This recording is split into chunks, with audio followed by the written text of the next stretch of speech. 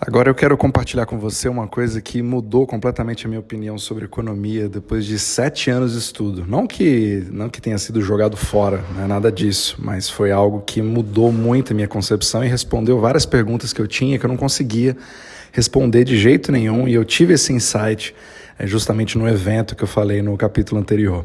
Então, basicamente, a melhor forma de explicar isso é a gente voltar para a pandemia. Então, na pandemia, a gente teve uma série de efeitos que ninguém sabia muito o que ia acontecer. Então a gente nunca teve tanta desinformação na mídia, não somente sobre o fato em si, né, sobre a própria pandemia, mas sobre a parte econômica.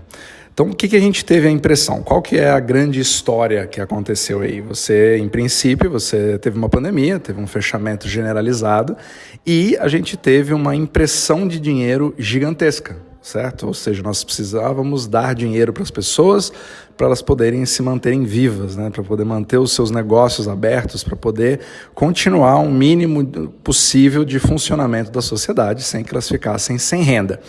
Só que a partir daí, você com essa impressão de dinheiro, digamos assim, você tem mais dinheiro que busca os mesmos produtos e serviços, né? E o próprio Fed e vários outros bancos centrais, mas principalmente o Fed admitiu num programa chamado 60 Minutos que realmente eu preciso imprimir dinheiro e vamos imprimir. E passou em todos os jornais que o Fed imprimiu aí 80% de todos os dólares que existiam desde o começo do dólar.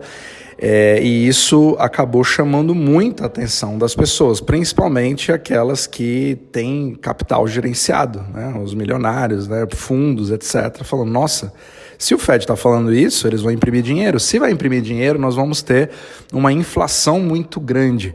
E quando você tem esse receio, o que você faz? Você já parte para cima de itens escassos, ativos escassos, que eu falei anteriormente. Imóveis, o próprio Bitcoin subiu para $69 mil por Bitcoin. Você teve compras de até aquela loucura dos NFTs, uma pessoa gastando quase $70 milhões num JPEG de macaco, e várias coisas que eram completamente absurdas. Você viu um boom gigantesco, principalmente no mercado de luxo. Você não conseguia encontrar carros de luxo em lugar nenhum, estava tudo absolutamente tomado. E, ao mesmo tempo, você tinha fábricas que não tinham mais produção de microchip. Você via um grave problema na cadeia de produção, porque os portos foram fechados, então você criou aí a tempestade perfeita. Por um lado, você tinha a impressão de dinheiro e, por outro lado, você tinha a falta de oferta para pessoas que tinham muito mais dinheiro naquele momento, principalmente quando tudo que se falava era de pacote de estímulo. Vai ter estímulo, todo mundo vai receber um cheque. No Brasil tinha a mesma coisa, com um auxílio lá de R$600, etc. Não sei quantos reais eram, mas enfim, era a situação perfeita para a criada da inflação. E o mais interessante foi que isso ocorreu. Então nós tivemos subida gigantesca na gasolina, a gasolina virou item de luxo praticamente, né? Os memes, né, eles contam muito tudo que acontece. Então aqui nos Estados Unidos subiu muito o galão ainda para 6, para 7, ou até 9 na Califórnia. No Brasil você teve subidas aí até R$7 o litro, né? Eu lembro lá em vários lugares preços exorbitantes da gasolina, o que faz com que o resto da cadeia também sofra exatamente a mesma coisa. E aí você vê subida nos preços de todas as coisas, subida no preço de carros usados que explodiram, não sei quantos por cento, né? Dobraram, triplicaram de preço, ou seja, o caos estava literalmente instalado. E é nesse momento em que você olha para trás e fala, meu Deus do céu, realmente o Fed tinha razão. Nós temos uma inflação muito grande que está acontecendo. E aí você fica assim, realmente, eu tenho que me proteger. O dinheiro que eu tenho no meu bolso não vale absolutamente nada. E aí você acaba dando a credibilidade para algo que o Fed falou. Só que a correlação entre as coisas não significa uma causalidade. E é aí que entra a ilusão do Fed, porque muitas das coisas que aconteceram em 2020 e 2021 começaram a ser revertidas.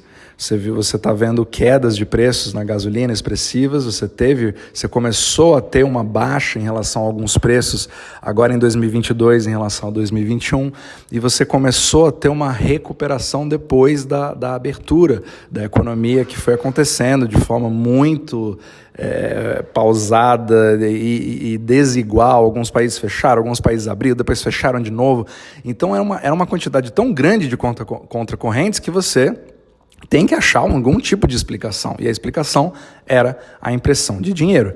Mas eu quero mostrar para vocês cada vez mais que isso, na verdade, é uma mentira. Não somente o Fed não é um banco central, como ele não imprimiu nenhum dinheiro, nem ele tem a capacidade de fazer isso.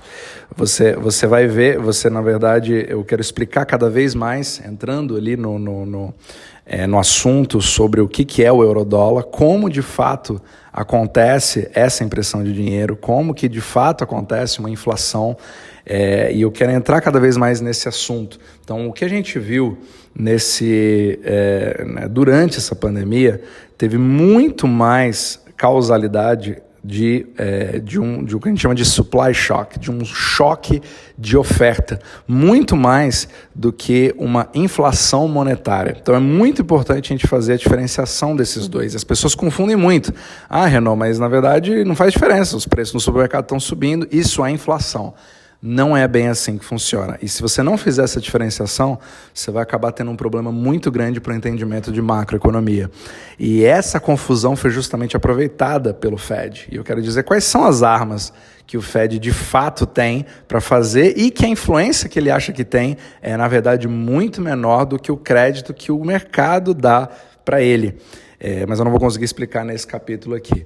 Mas a primeira parte que eu quero deixar muito claro, que a grande mentira de 2020, que acabou acontecendo, foi a confusão de uma inflação baseada na inflação monetária, na criação de fato de mais moeda, do que simplesmente o que de fato aconteceu, que foi uma quebra completa na cadeia de suprimentos, inclusive no petróleo, que afetou inclusive os alimentos, que afeta todos os caminhões que transportam esses alimentos, que influenciam todos os microchips que deixaram de ser produzidos, todas as fábricas que foram fechadas e todos os estoques que simplesmente não conseguiam ser feitos, né? Então você teve um desespero e um excesso de compra, onde as pessoas começaram a comprar ativos, onde os milionários começaram a comprar os ativos mais escassos, as pessoas começaram a estocar comida e as empresas, para tentar, principalmente os distribuidores, para tentar se proteger, eles fizeram